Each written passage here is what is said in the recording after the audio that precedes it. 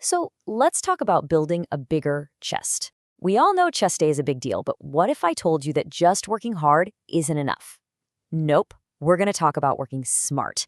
Because look, if you're putting in all that effort, you absolutely deserve to see the results. So let's build a plan that actually gets you there. Does this sound familiar? You're in the gym week after week. You're hitting the bench, you're pushing yourself, but when you look in the mirror, the progress you're fighting for just isn't there. Well, if that's you, trust me, you are not alone. It's a super common frustration. And here's the best part. The problem probably isn't your effort. You're already working hard. The issue is the approach. The solution isn't just more work, it's a better, smarter strategy. To get there, we're going to use a really cool framework I'm calling the pyramid of gains. We'll start at the very bottom with a solid foundation and build our way right up to the peak. By the end, you'll have everything you need for a complete, well-developed chest.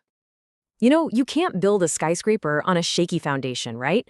Well, it's the same thing with your chest. So our foundation is all about finding and fixing the common mistakes that are secretly killing your gains before you even get started. So here are the 5 big culprits. You've got not warming up, which is just asking for an injury. Protracting your scapula. We'll get into that in a second. A lack of stability work, which throws everything off balance. Not adding intensity, which means your muscles get bored. And of course, the big one, ego lifting. Now let's zoom in on 2 of these that are absolute game changers to fix.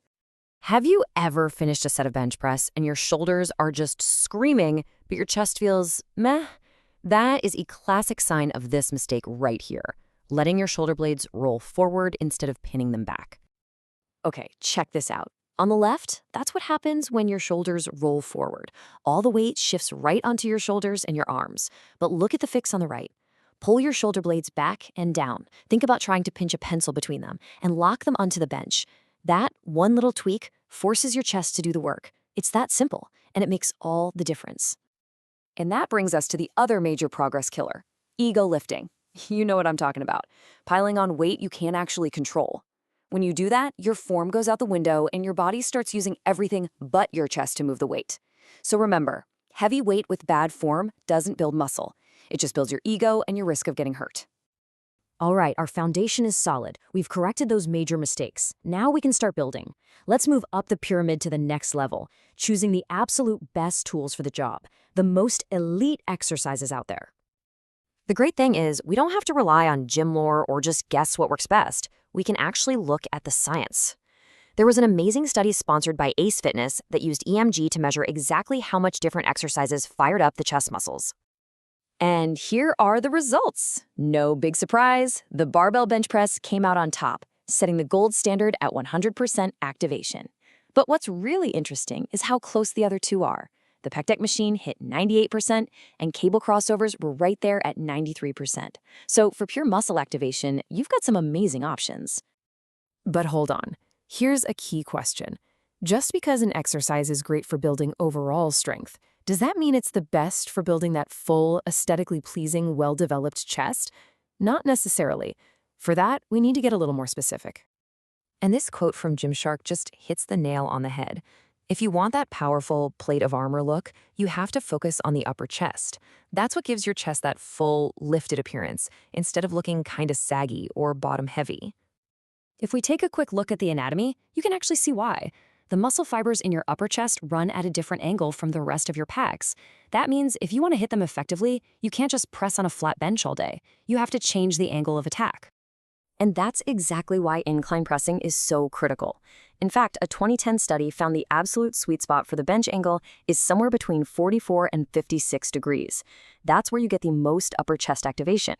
So things like the dumbbell incline press and low to high cable flies aren't just accessories. They are essential. Okay, we've got our foundation set, we've picked out our building blocks. Now it's time to head to the very top of the pyramid, the blueprint.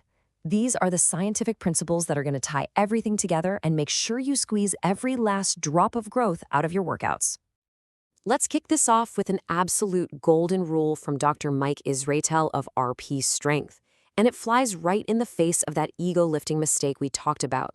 For building a bigger chest, the quality of each rep, getting a full stretch and squeeze, is way more important than the amount of weight you're moving. And this slide really breaks down why that's true. On the left, Ego lifting with those choppy, partial reps just puts a ton of stress on your joints for very little muscle building reward.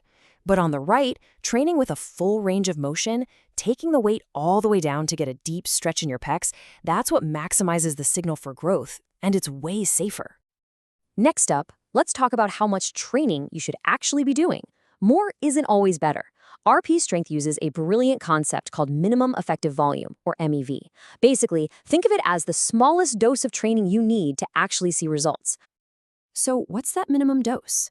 Well, for most people who aren't brand new to the gym, it's only about 4 to 6 hard, direct sets for your chest per week. That's it. It's not about spending hours and hours in the gym. It's about making those few sets really, really count. And finally, how many reps should you do? Well, it depends on the exercise.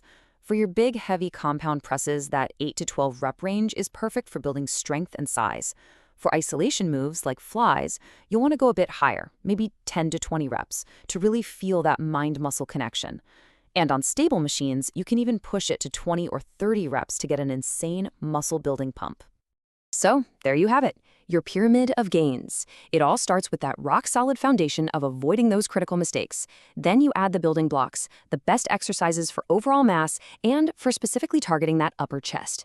And you top it all off with the blueprint, using scientific principles like full range of motion and the right volume to guide your training. And that brings us to the final question you need to ask yourself. It's easy to go to the gym and just train hard. Anyone can do that. But now that you have this blueprint, are you ready to start training smart?